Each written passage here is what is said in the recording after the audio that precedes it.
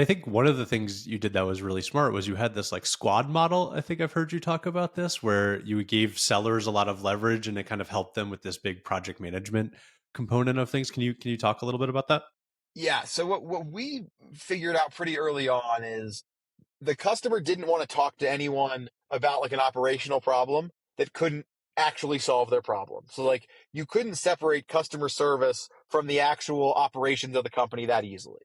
And so what that meant was if you're a seller, if you didn't have a team supporting you, like even though obviously like it's other people, like we're not driving the trucks, it's not, it's, for the most part, we're not driving the boats or the planes either.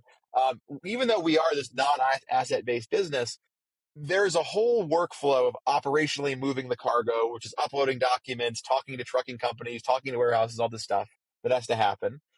And then if you have the person who's doing onboarding, who's like actually selling net new, if they get bogged down in trying to communicate that world of operations to the customer, their ability to sell net new goes to zero. Like truly, it goes to zero.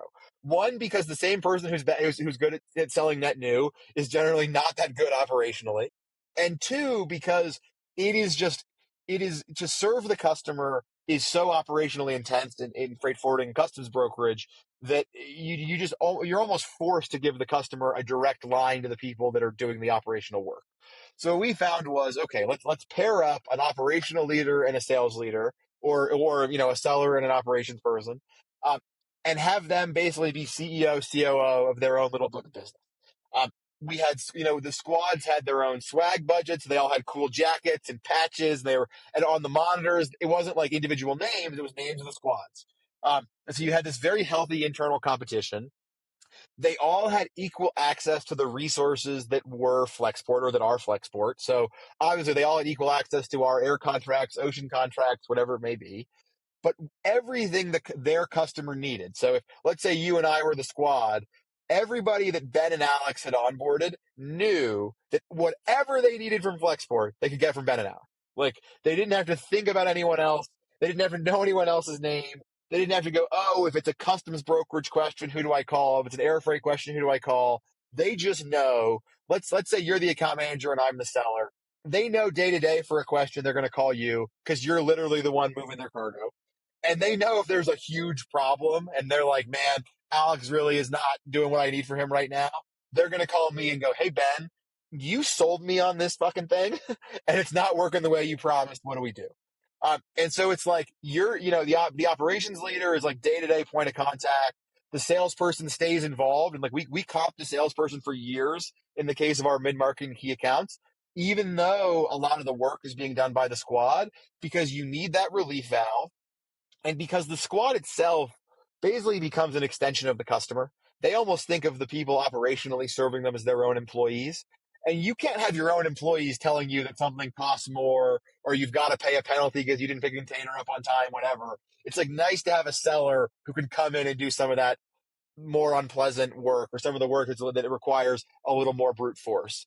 So yeah, that the model worked incredibly well. Building something very similar at Hadrian. I mean, I'm trying not to be the general who just fights the last war over and over again, but I think in these ops heavy businesses, like this model just works. It must have been really intimidating for new sellers to join Flexport. I mean, there's just so much to learn, especially like, I don't know, most people probably don't know much about freight forwarding. Like, how did you get the best sellers to even care about training other sales reps? Because those sellers are trying to hit their number too. And so, yeah, what did you do there to kind of incentivize them? One, the squad model helps tremendously with this because generally it would be an account leader who knew the industry.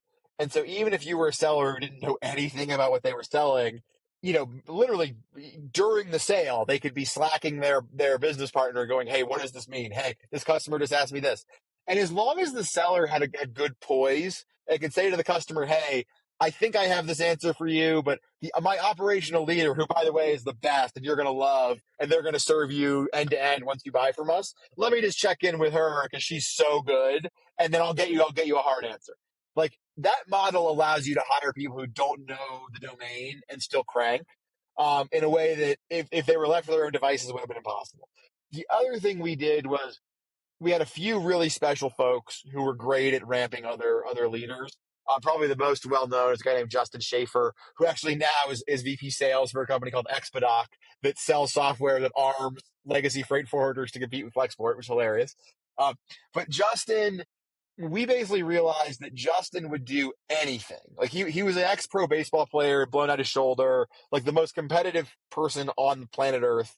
He would just do anything to make a person that he hired succeed. Like if he had said, this person's good, I'm hiring them, he just couldn't live with the idea that he was wrong. And he would go to the ends of the earth to help these people ramp up, even if that meant just like going on the road with them and doing the deals for them. And ultimately, like, there's a few folks we had to let go because, like, Justin was just doing their jobs. But really, like, that's how you ramp sellers. Like, the way you ramp a seller is you take them on the road with someone who knows the dance, and they get to watch it first, then they join in a little, and then before you know it, they're dancing on their own. And that's what worked for us. And we figured out an equity model. Like, generally, sellers don't get enough equity. And so we figured out for folks who were able to ramp new sellers as sales managers, if you were end to end responsible for hiring someone and then they hit their year one quota, you just instantly got a chunk of vested equity.